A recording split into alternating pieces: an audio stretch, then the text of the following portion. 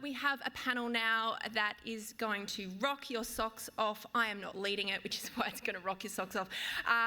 I'm really, really excited. We're very lucky to have her here from Melbourne. She's going to introduce the rest of our panellists once she's on stage. But we have with us today Dr. Ingrid Burfurd. Ingrid is the Carbon Pricing and Policy Program Manager at the Superpower Institute. We are really lucky if you're here last year to have Roscano from the Institute speak. They're a not-for-profit organisation, been going for 3 years, and they're dedicated to helping Australia seize the extraordinary economic opportunity of a post-carbon world. Ingrid has worked as a senior expert advisor on the United Nations Framework Convention on Climate Change for the review of the Clean Development Mechanism. She is a senior associate at the Grattan Institute. She's got a PhD in economics, and she's an all-round awesome person. Please welcome Dr. Ingrid Burfurd.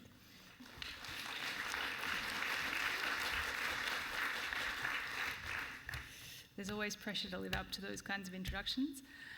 This is perhaps the moment to invite our panellists to come and join me up on stage. So as you can see, we'll be joined by Danny Kennedy, Eezu Tan and Tish King. So I'll get you to come up and join me now while I introduce you.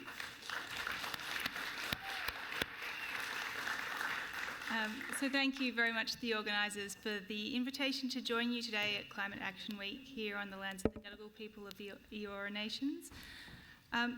Thank you also for the opportunity to learn from the incredibly diverse and rich experience of the youth and community leaders and the innovation and business leaders that we have on stage with me today.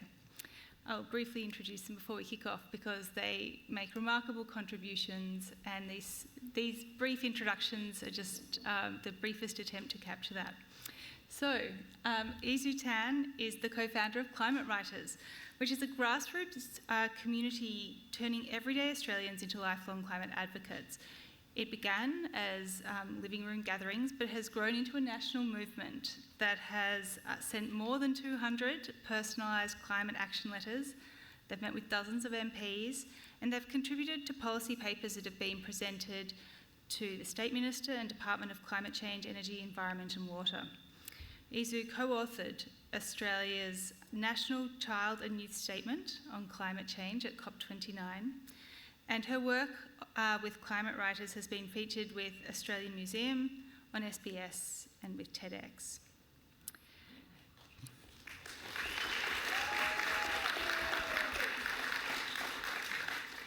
To her left, we have Tish King, who's a proud Kulkalleg woman from the island of Marsic. She is an ocean and climate advocate and the founder of Just Futures Collab, an Aboriginal and Torres Strait Islander giving circle, activating resources for climate justice. Tish works with the philanthropic B Corp and values-aligned sector to redistribute wealth back into First Nations communities for economic justice and self-determination. With studies in ocean science and lived experience in the mineral and exploration industries, Tish continues to be a part of and to lead grassroots organisations dedicated to the rights of First Nations people. She is a member of the Australian Museum Climate Solutions Centre Advisory Group, current board member for AIME, and She Changes Climate Australian Ambassador.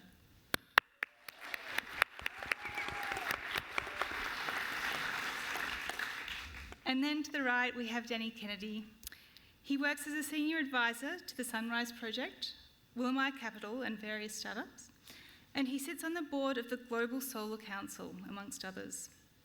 He has been championing clean energy and climate protection for more than 30 years, and his aim is very clear, very explicit. It's to facilitate a 700-fold increase in solar PV installations. Welcome, Danny.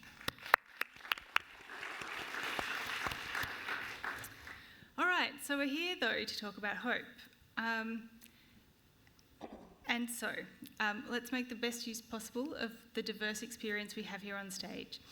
Climate change is a challenge on a global and an intergenerational scale.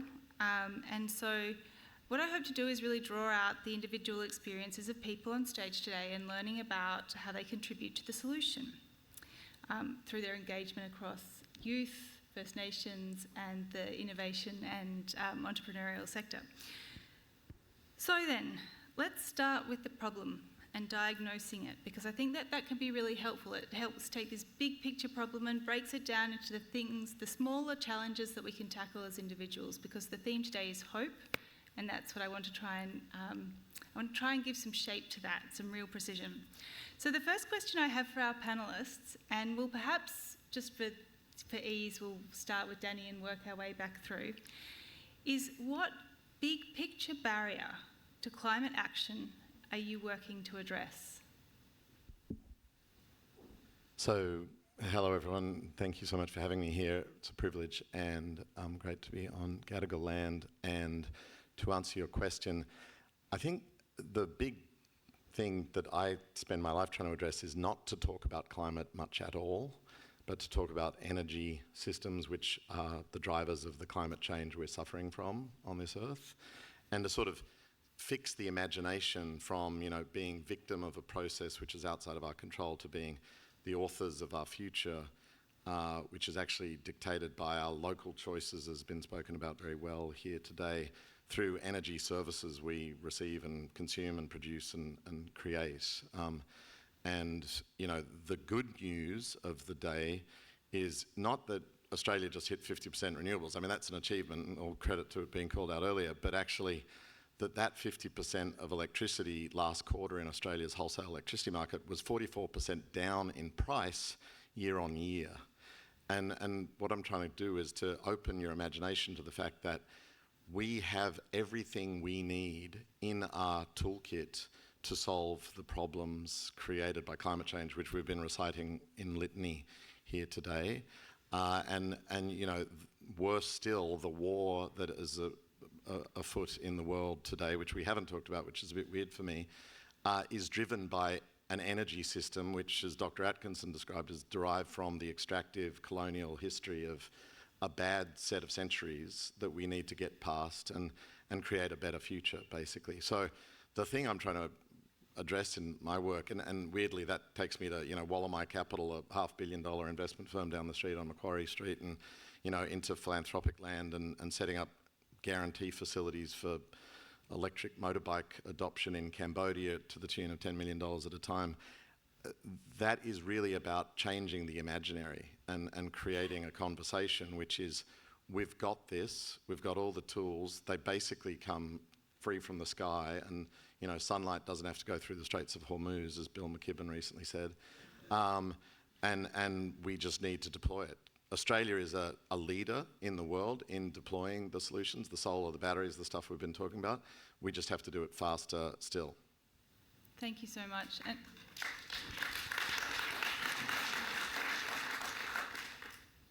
let's keep moving through, just right to left, or Sure. my right to left.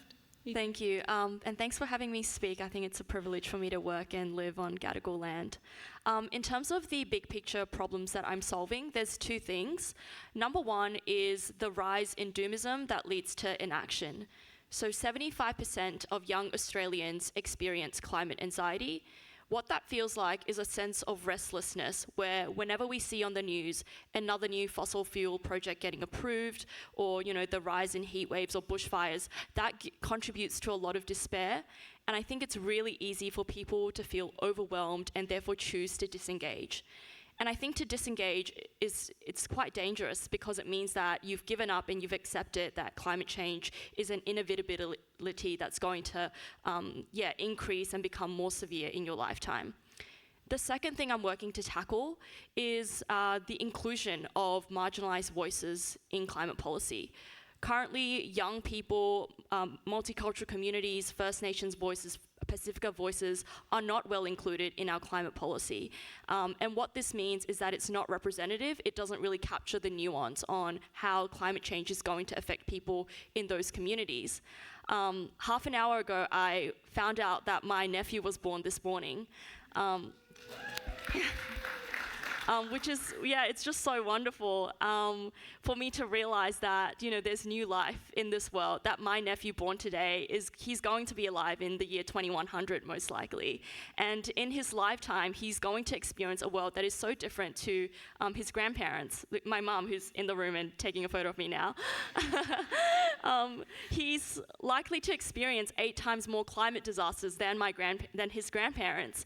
And I think that's just a completely different world that we are used to. And so we need to keep on showing up and fighting to make sure that our futures are livable, not just for the future generations, but also, people in our current generations as well. So those are the big picture problems that keep me showing up all the time to keep doing what I do. Wow, congratulations. My family would say, we're grateful for gift of life and the breath of life. And so I love that there's more little babies that can come and join the fight. Hi everyone, I'm Tish, like a fish. I'm a proud Kukulug woman from Kukugal Nation from the island of Masig. And I just want to share in Langos, kulakina laka sa poiban, namukoig agat, nu muruzapu aimithin, alak nalpuka poibam. Kapukubil mitamuka murabuai, nal mabaga Nuzanal Tish, Masagnu Napa, Kukulgal, Zenedith Kesnu, Essel. And so it is such an immense privilege to be able to gather in a full room here on Gadigal country of the Eora Nation, because this country has, or the people of this country have fought tirelessly and continue to do so. And so I hope we're all wearing that here in this room. And so hearing sort of that, I guess one of the things that through my experiences, I really resonate with you, Eezu. Just starting, I saw from a young age walking on country the different, some of the challenges that we were facing, from food security, from the tides of changes, from actually how much we were able to catch, our food source because we live downstream from a mine. And I feel like that inherent responsibility was something that we did start at, that we sort of got at a young age, and then I feel that I'm now youth adjacent, that I'm like, we're still doing this. One of the biggest, I'm going to take it back to the first conversation with the incredible women, reshare it, just sort of capping off what Dr. Amber Rose has said about our relation to country. We are so intrinsically connected in a way that somehow it's really hard to translate that into words. And sometimes I get really emotional about it because the feeling is just actually so immense. And to me, when I heard Dr. Amber say that,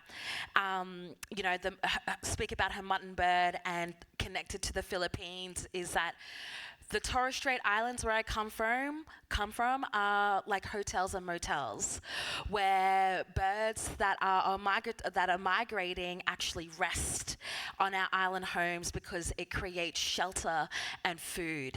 And so that interconnectedness of relationship and our role, a part of that mutton bird's journey, plays from many different people. And I just really want to honor that because they are our totems. They are our stories. And so one of my fight for change is that sea levels rising are happening in the Torres Strait Islands, and in 2019 we were told to relocate.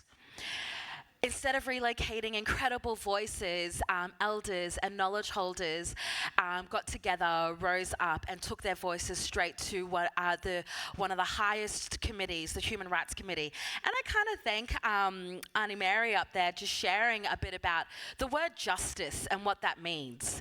That there are so many people that are bearing the brunt and living with these crises that don't actually contribute to what is happening. But really bearing that brunt of trying to survive.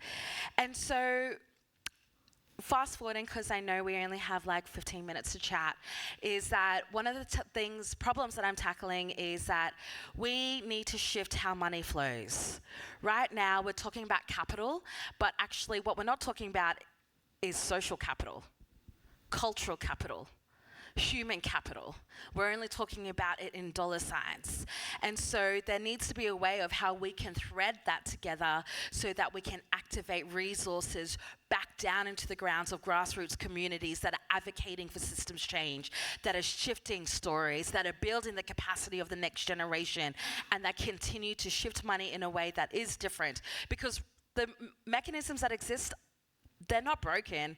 They are designed exactly how they're meant to be. And they are very colonial, and they aren't just. And so I love that Unmarried shared about the Tropical Forest Fund. One of the most amazing action agendas that happened last COP was that there was a lot of resources going to that, and that was happening on the side events. That wasn't happening in sort of the negotiations. And so one of the things they plugged out is that we need more Indigenous-led vehicles that delivers these finance mechanisms, because they are more relational. They're not perfect, but they're more relational and more just. And so one thing that I'm trying to do, which is what Just Futures is activating in a way, collaborating with folks like you to actually shift the narrative and bring everyone along together. Thank you for my TED Talk. No, I love that you've essentially made me redundant just by graciously moving the conversation on to the next point. Because I think, everyone up on stage has identified a different aspect of the challenge. We have the energy system challenge, identified by Danny.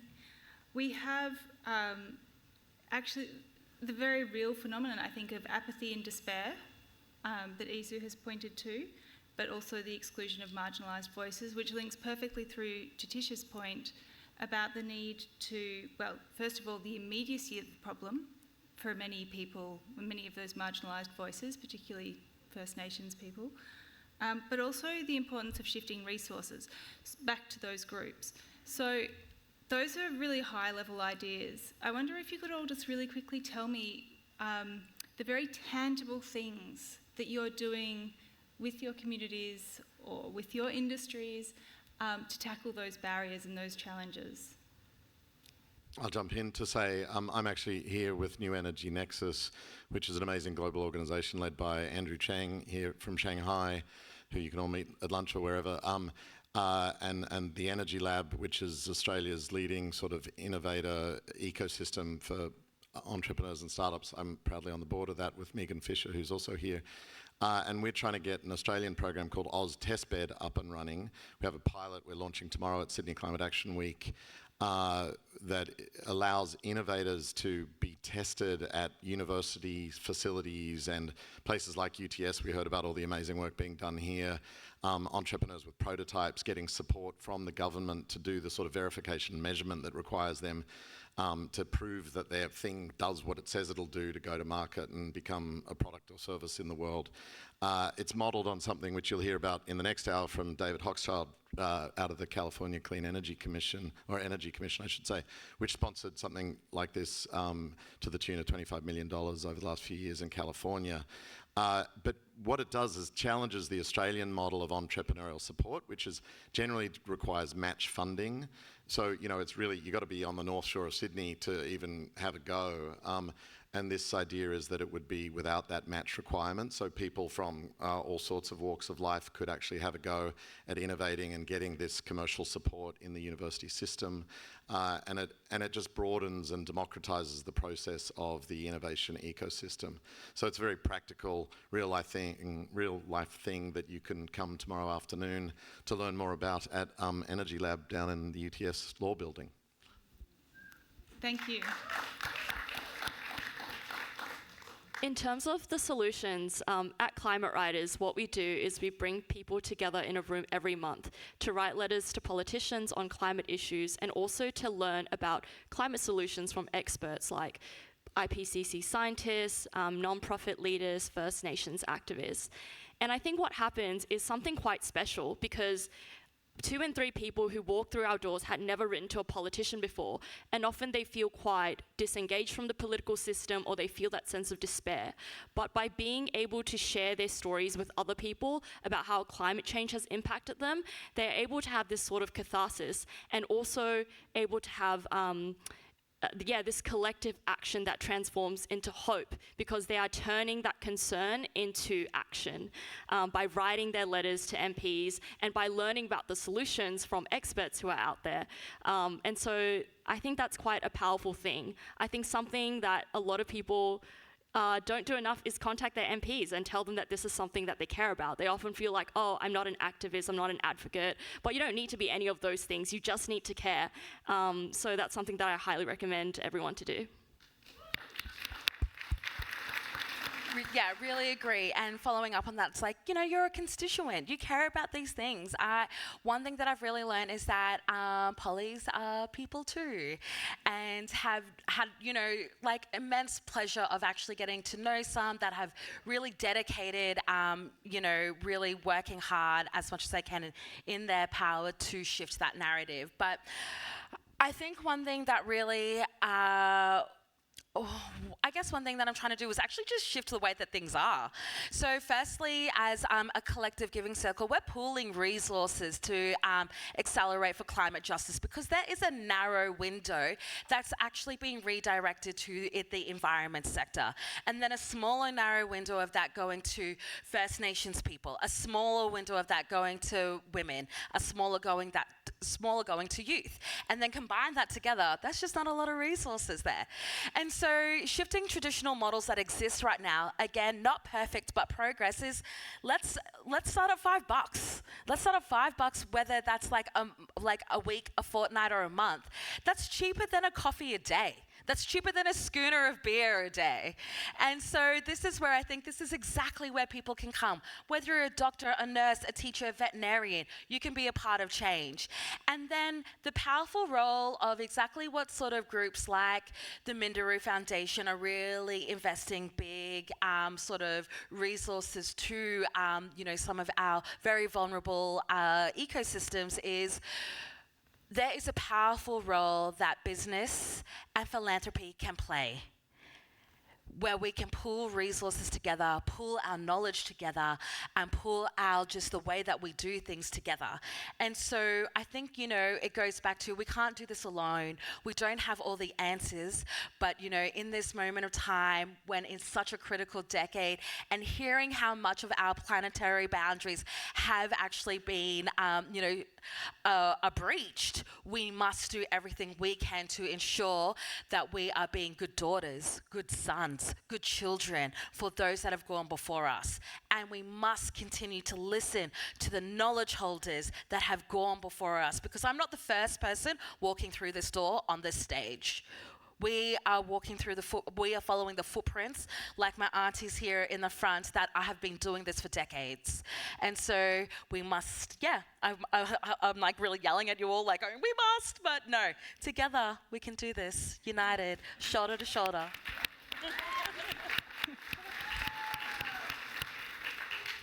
So what we've heard is that the things that build and maintain hope at the local level are a commitment to the progressive scaling up of technology solutions and the government policies and the funding support to do that,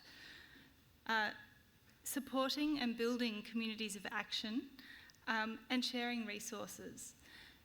I think in the interest of keeping it brief, I'm just going to ask our three incredible speakers to, in one sentence, tell us all what it means to you to lead with hope in an era of climate change, because I think that will be the perfect note for us to finish on. You want me to start? Take us up, lead us. I'm going to invoke sentence, Nick Cave, guys. the great Australian philosopher, Nick Cave, who said that hope for him is optimism with a broken heart. And I'm going to take 2 sentences to try to explain that. Basically, it's optimism, but not naive, stupid optimism. It understands the corruption that is driving the war that we should talk more about, and the violence and extraction that is benefiting a few through the system of injustice of fossil fuels.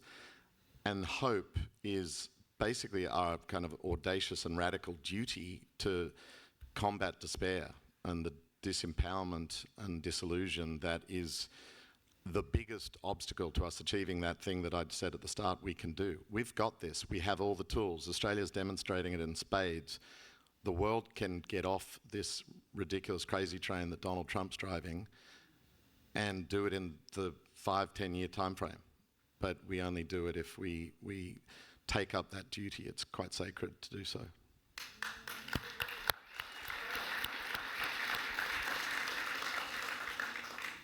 For me, I think hope is refusing to accept the doomism of climate change. It's about showing up together collectively to fight for a better future. And I think there is so much joy in doing it together as well. So definitely it's the power of everyday people just showing up again and again and just refusing to accept that doomism narrative. So profound, and I was going to say, what hope is when your mother growls you to keep planting coconuts so that the next generation can drink the fruits. But I think hope is active. We cannot stand passive. And so I hope that today, after this conversation, you go across the room, if there's one thing that you can do, and meet someone that you don't know and say hello. Thank you. Oh, thank you all so much. So hope is a duty, an act of resistance, through metaphor, a commitment to future generations, and it is active. And I'll leave you on those wise words from our speakers. Thank you so much.